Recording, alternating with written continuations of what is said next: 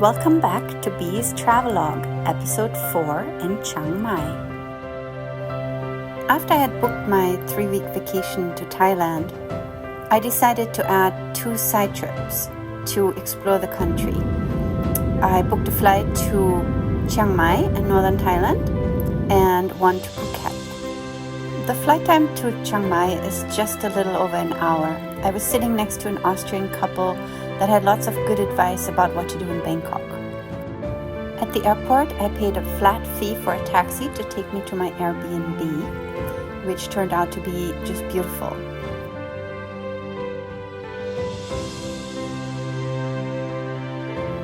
After I settled in, I walked in search of dinner and found temples and the Hard Rock Cafe and a Thai Indian restaurant that had the best Indian food.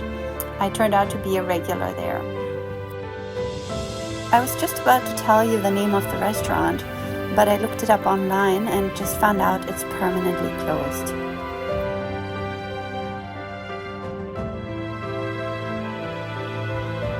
After dinner and more temples, I had a tuk-tuk driver drop me off at the northern gate. I wanted to go to a jazz club a friend had recommended, but it turned out to be not open yet. So I ended up walking to the night market that the tuk-tuk driver had recommended. The old city of Chiang Mai is a perfect square surrounded by the remnants of the old wall and canals. At nighttime, especially during blue hour, the lighting in that area is spectacular. The special arts and craft night market in Chiang Mai only takes place on Sundays. I almost missed it because I didn't listen to the tuk-tuk driver, and I was lucky that I arrived on Sunday night. However, we had a torrential downpour right in the middle of the market. Everybody had to take cover. The roads were flooded, especially the road to my Airbnb. The water was ankle deep and my shoes got completely soaked.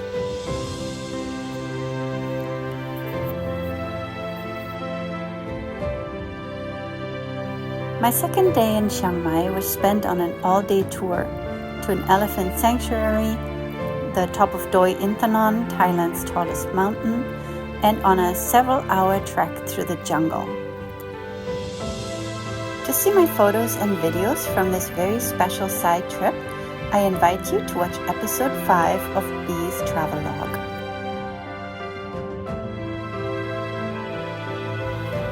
Chiang Mai City is a city of about 130,000 people, while the greater Chiang Mai area has around 1 million people. And inside the city are around 300 watts. On my 3rd day in Chiang Mai, I decided to just walk from my Airbnb to as many temples as I could reach that day. Despite the overcast weather, markets were happening in the streets, people were shopping. The temples were fairly empty, so I just walked around and took my time, taking in the sights, taking lots of pictures. While most Buddhist temples have many similarities, there's always something very unique about each temple, and I enjoy exploring and finding what that uniqueness is. One of the biggest temples in Chiang Mai and fairly in the middle of the old town is Wat Chedi Luang. I was surprised to find an area that was accessible to men only, since Thailand seems to be such an open culture. I was happy to see my first huge lotus flowers and took a lot of pictures of those. At first I wasn't even sure that they were real, but they were.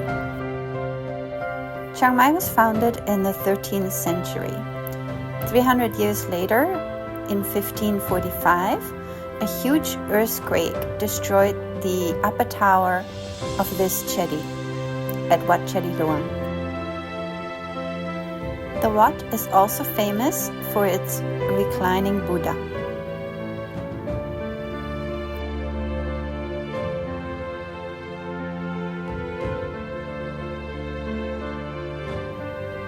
late morning, the weather started to clear up and the sky was turning blue. I wanted to see more temples, but I had agreed to meet my friend the judge for lunch. After lunch, I decided to head out on my own and took one of the red tourist trucks to take me to the temple on the mountain top. As I got to Wat Pratat Doi Kham, I realized that I had probably gone to a different temple than I had intended. However, I was not disappointed. The statues of Buddha and elephants and dragons were amazing. The gold sparkled under the sunlight. While the views were amazing, I realized that it was Wat Pratat Doi Sutat that was really at the top of the mountain with a much better view.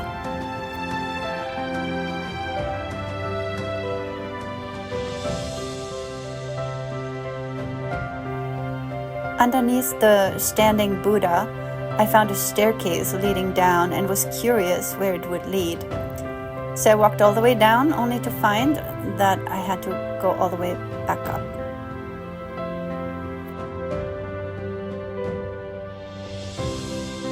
I think I had paid the red truck driver 500 baht to take me up to the temple, wait for me, and then take me back down the mountain.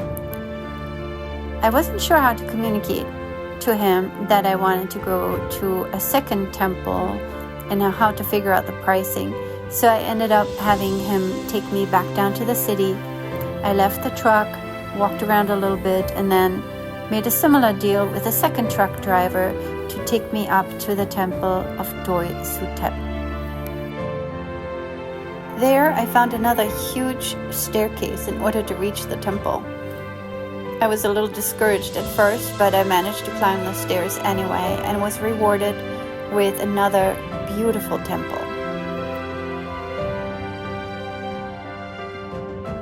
By that time we were getting close to golden hour and the colors were really amazing.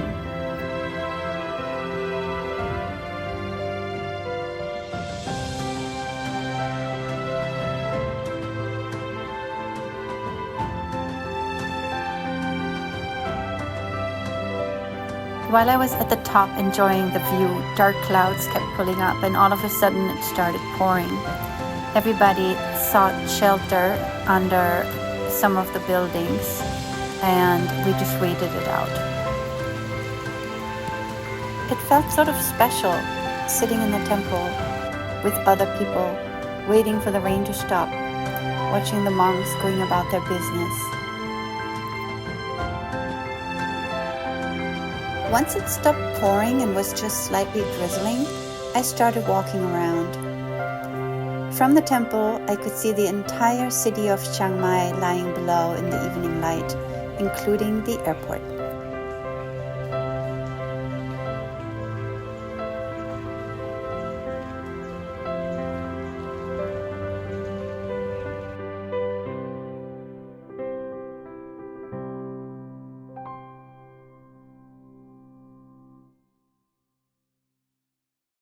Afterwards, I could walk around the temple. The tiles were wet from the rain, but they added a special kind of sparkle and atmosphere. I took off my shoes. Many people took off their shoes. We walked around barefoot so as not to get our socks wet.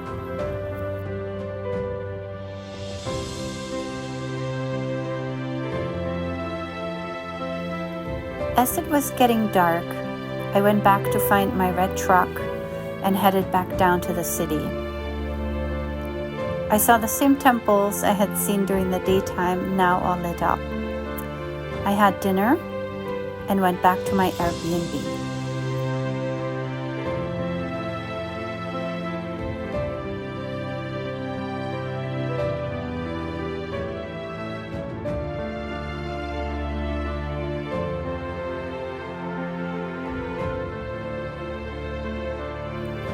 For my last breakfast, the Airbnb provided complimentary mango and dragon fruit. A very helpful young man at the Airbnb had shown me how to use the Grab app, so I used a Grab car to go back to the airport and return to Bangkok for week 2. Please join me in episode 6, as episode 5 will be the special day trip in Chiang Mai. Thanks for watching.